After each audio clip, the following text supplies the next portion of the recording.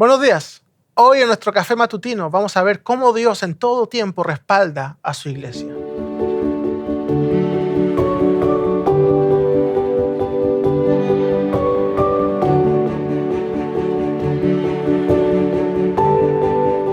Podemos ver a lo largo del libro de los Hechos que hay una y otra vez un respaldo de la parte del Señor hacia su iglesia en diferentes formas, ya sea por medio del Espíritu Santo obrando a través de los discípulos, poniendo en sus bocas palabras acertadas para predicar el Evangelio o para defenderse o enseñar o mismo para tomar decisiones, o ya sea también obrando milagros, respaldando esas predicaciones, defendiendo su iglesia y mismo enviando ángeles para ayudar a los discípulos en situaciones difíciles. Vamos a ver 3 momentos claves en Hechos 5 donde el Señor ayudó a su iglesia y veremos también cómo entenderlo para nuestras vidas hoy. Leamos juntos primeramente Hechos capítulo 5, versículo 12 al 16. Dice lo siguiente: por medio de los apóstoles ocurrían muchas señales y prodigios entre el pueblo, y todos los creyentes se reunían de común acuerdo en el pórtico de Salomón. Nadie entre el pueblo se atrevía a juntarse con ellos, aunque los elogiaban, y seguía aumentando el número de los que creían en el Señor.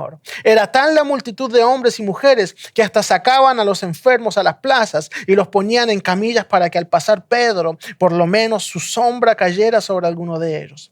También de los pueblos vecinos a Jerusalén acudían multitudes que llevaban personas enfermas y atormentadas por espíritus malignos, y todas eran sanadas. Nuevamente podemos ver aquí cómo Dios respalda su iglesia, como se los decía. Tanto así que hasta la gente, dice el texto, no se atrevían a juntarse con ellos porque ocurrían cosas tan increíbles, demasiado increíbles en medio de ellos, que como que no se atrevían a juntarse con ellos. Y dice lo que ellos decían era respaldado por Dios, lo que ellos hacían era respaldado porque siempre hablaban según su voluntad, según la voluntad de Dios. Y en una ocasión Jesús le dijo a sus discípulos que tendrían esa autoridad, que tendrían autoridad con sus labios. Y esto se encuentra en 2 textos, uno de ellos en Mateo 18, 15 al 20, y el otro en Mateo 16, 13 al 19. Leamos juntos primeramente Mateo 16, del 13 al 19, para entender esta autoridad. ¿De qué estamos hablando?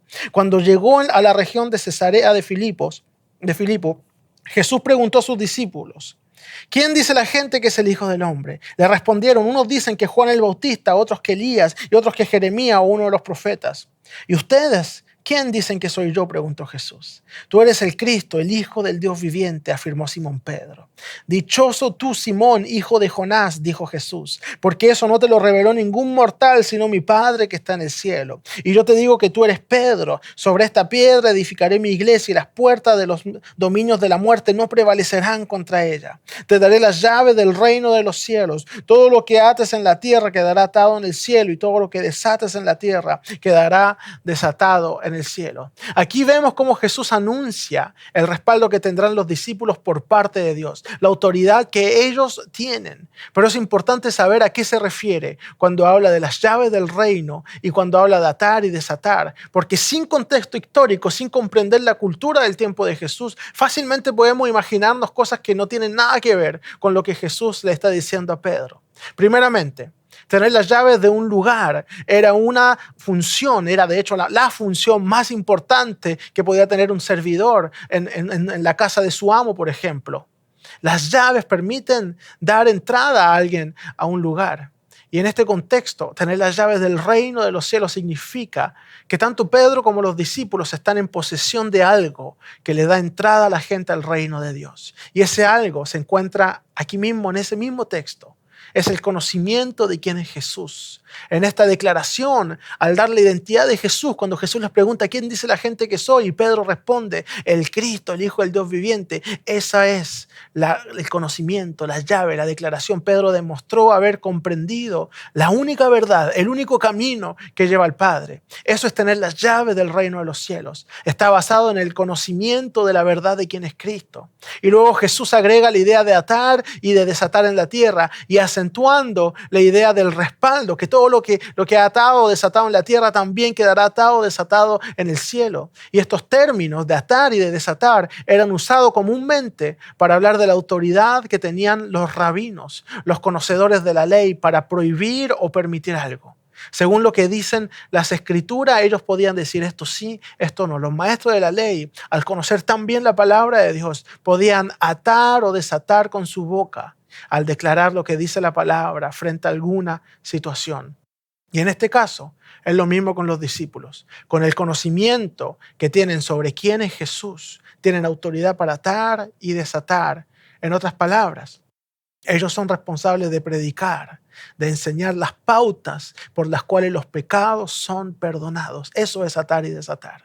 Ellos son responsables de predicarle a la gente, de enseñarles cómo entrar al reino de los cielos, enseñando quién es Jesús. Eso es lo que quiere decir este texto. Aquí estamos hablando de autoridad para predicar el evangelio de Jesucristo. Tienen autoridad para atar y para desatar porque saben quién es Jesús, porque saben que al predicar a Jesús están dando entrada al reino de los cielos. Y el otro texto se encuentra en Mateo 18, o 2 capítulos más adelante. Estábamos en Mateo 16. Y ahora en Mateo 18 Jesús le dice esto a la iglesia, dice al resto de los discípulos: les aseguro que todo lo que ustedes aten en la tierra quedará atado en el cielo, y todo lo que desaten en la tierra quedará desatado en el cielo. Aquí Jesús extiende esa autoridad a todos los discípulos en un contexto donde la iglesia predica y también toma decisiones frente, por ejemplo, a malas conductas de los hermanos. La iglesia tiene autoridad para enseñar y corregir siempre según la voluntad de Dios. Y eso lo vemos en el libro de Hechos. La iglesia tiene esa autoridad. Y vemos una y otra vez cómo el poder del Espíritu Santo respalda la predicación de los discípulos y pone en evidencia esa autoridad, obrando prodigios, milagros en respuesta a las enseñanzas. Hechos 5:12 dice: por medio de los apóstoles ocurrían muchas señales. Pero todo esto con un propósito. El propósito de abrir las puertas del reino de los cielos a todo aquel que cree. El propósito de atar y desatar enseñando que hay un Dios que perdona pecado, que Jesús vino, murió, resucitó para que tengamos vida eterna, que lo que hay que hacer es creer. Eso es atar y desatar, decirle a la gente: cree en el Señor Jesucristo y serás salvo. Confiésale a Él tus pecados, síguelo. Y después en Hechos 5:14 dice: y seguía aumentando el número de los que creían en el Señor, porque ellos predicaban. Eso es el objetivo del respaldo, del poder del Espíritu Santo, que muchos sigan conociendo al Señor.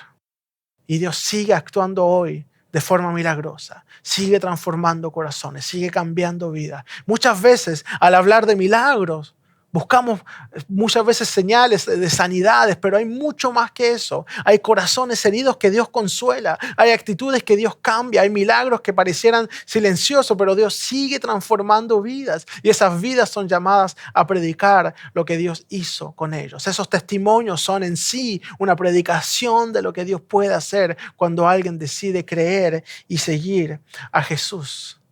Luego, podemos ver que además de respaldar con obras milagrosas, Dios abre caminos y cambia situaciones de forma increíble. Leamos Hechos 5, versículos 18 al 20. Dice: entonces arrestaron a los apóstoles y los metieron en la cárcel común.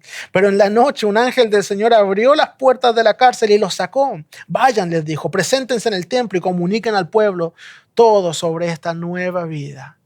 Él obró de una forma increíble para que siguieran predicando. A veces podemos sentirnos nosotros también encarcelados como estos discípulos, como estos apóstoles.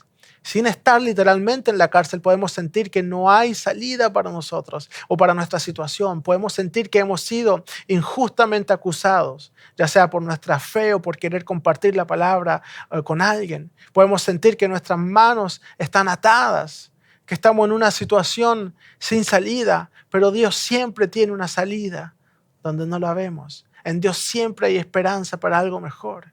Y saben, esta historia me hace pensar en una historia similar en el Antiguo Testamento de Shadrach, Mesach y Abednego en el libro de Daniel. Ellos fueron amenazados por un rey llamado Nabucodonosor.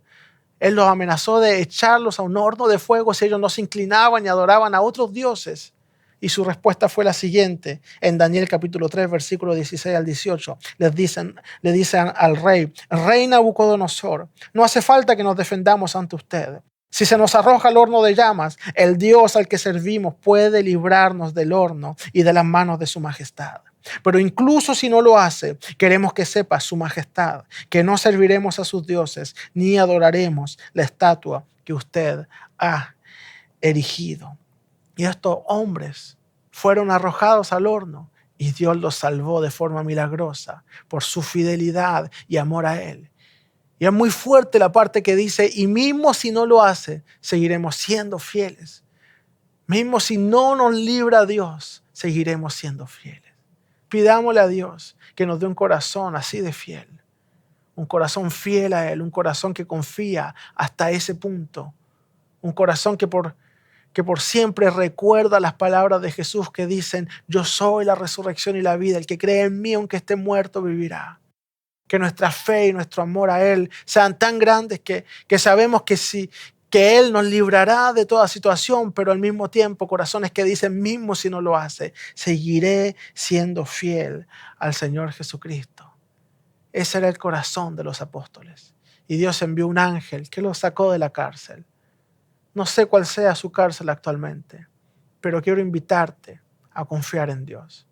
Confiar que Él tiene una salida, que quizás ni la imaginas, quizás no lo ves, no sabes cómo salir, pero Él lo hará otra vez. Él ha sido fiel, Él lo ha hecho antes y lo seguirá haciendo. Y en este mismo libro de Hechos, unos versículos más adelante, podemos ver aún otra ocasión en que estos hombres fueron salvos por Dios. Él usó a una persona que ni siquiera era parte de los discípulos. Los apóstoles, después de que el ángel los sacó de la cárcel, fueron a predicar nuevamente y evidentemente se enojaron las autoridades y nuevamente los llevaron frente a ellos y los amenazaron diciéndoles que no volvieran a predicar sobre Jesús, que ya les habían dicho, que ya se lo habían prohibido y que debían detenerse inmediatamente. Y esta fue la respuesta de los discípulos en Hechos 5:29. Es necesario obedecer a Dios antes que a los hombres. Y después sigue. El Dios de nuestros antepasados resucitó a Jesús, le vuelven a predicar a ellos, y a quien ustedes mataron colgándolo en un madero. Dios lo exaltó a su derecha como príncipe y salvador para que diera a Israel arrepentimiento y perdón de pecados. Nosotros somos testigos de estos acontecimientos y también lo es el Espíritu Santo que Dios ha dado a quienes le obedecen. Los que oyeron se enojaron mucho y querían matarlos. Pero un fariseo llamado Gamaliel, maestro de la ley muy respetado por todo el pueblo, se puso de pie en el consejo y mandó que hicieran salir por un momento a los apóstoles. Luego dijo, hombres de Israel, piensen 2 veces en lo que están a punto de hacer con estos hombres. Hace algún tiempo surgió Teudas jactándose de ser alguien y se le unieron unos 400 hombres, pero lo mataron y todos sus seguidores se dispersaron y allí acabó todo.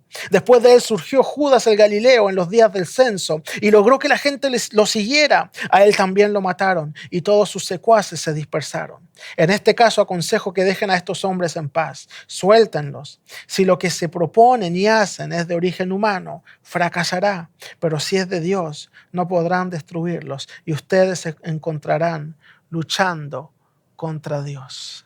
Y aquí estamos, 2000 años después, aún siendo respaldados por Dios, aún predicando de aquel que nos da la victoria, de aquel que nos perdona, que nos levanta y nos hace herederos.